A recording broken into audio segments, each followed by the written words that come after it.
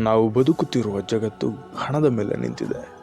ಬೆಳಗ್ಗೆ ಎದ್ದ ಕ್ಷಣದಿಂದ ರಾತ್ರಿ ಮಲಗುವ ತನಕ ಹಣ ನಮ್ಮ ಜೀವನವನ್ನು ನಡೆಸುತ್ತಿದೆ. ಆದರೆ ಒಂದು ದಿನ ಈ ಜಗತ್ತಿನಲ್ಲಿ ಹಣವೇ ಇರಲಿಲ್ಲ ಅಂದ್ಕೊಳ್ಳಿ, ಆಗ ಏನಾಗ್ತಿತ್ತು? ಮಾಹಿತಿದಾರನ ಮತ್ತೊಂದು ವಿಡಿಯೋಗೆ ನಿಮಗೆಲ್ಲರಿಗೂ ಸ್ವಾಗತ. ಹಣದ ಅಳಿವು. ನಗರಗಳು, ಮಾರುಕಟ್ಟೆಗಳು, ಬ್ಯಾಂಕ್ಗಳು ಎಲ್ಲವೂ ಖಾಲಿಯಾಗ್ತವೆ. ATM ಯಂತ್ರಗಳು ನಿಂತುಕೊಳ್ತವೆ. ಜನರು ಮೊದಲಿಗೆ ಗಾಬರಿಯಾಗಬಹುದು. ಏನು ಖರೀದಿ ಮಾಡುವುದು, ಹೇಗೆ ಮಾರಾಟ ಮಾಡುವುದು ಎಂಬ ಪ್ರಶ್ನೆಗಳು ಎದುರಾಗಬಹುದು. ಹೊಸ ಬದುಕಿನ ಪ್ರಾರಂಭ. ಆದರೆ ನಿಧಾನವಾಗಿ ಜನರು ಅರಿತುಕೊಳ್ತಾರೆ, ಬದುಕಲು ಹಣಕ್ಕಿಂತ ಸಹಕಾರ ಅನ್ನುವುದು ಮುಖ್ಯ ಅಂತ. ರೈತನು ತಾನು ಬೆಳೆದ ಧಾನ್ಯವನ್ನು ಹಂಚಿಕೊಳ್ತಾನೆ.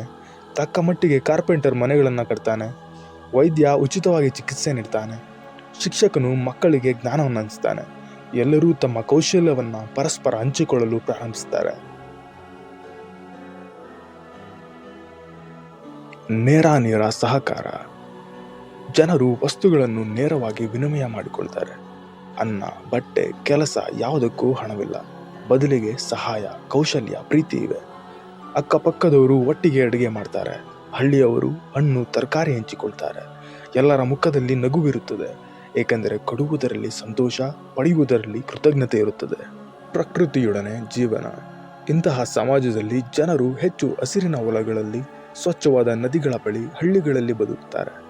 ಯಾವುದೇ ಲಾಭ ನಷ್ಟಗಳ ಲೆಕ್ಕವಿಲ್ಲ. ಬದುಕು ಪ್ರಕೃತಿಯೊಡನೆ ಪರಸ್ಪರ ಸಹಕಾರದೊಡನೆ ಸಾಗುತ್ತೆ.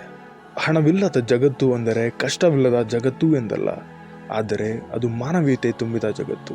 ಅಲ್ಲಿ ಪ್ರತಿ ವ್ಯಕ್ತಿ ನಾನು ಎಂಬುದಕ್ಕಿಂತ ನಾವು ಅನ್ನುವ ಭಾವನೆಗೆ ಹೆಚ್ಚು ಬೆಲೆ ಕೊಡುತ್ತಾನೆ. ಹಣವಿಲ್ಲದ ಲೋಕದಲ್ಲಿ ಬದುಕು ಸರಳವಾಗಿರಬಹುದು, ಆದರೆ ಹೃದಯಗಳ ಬಂಧ ಮಾತ್ರ ಶಾಶ್ವತವಾಗಿರುತ್ತದೆ.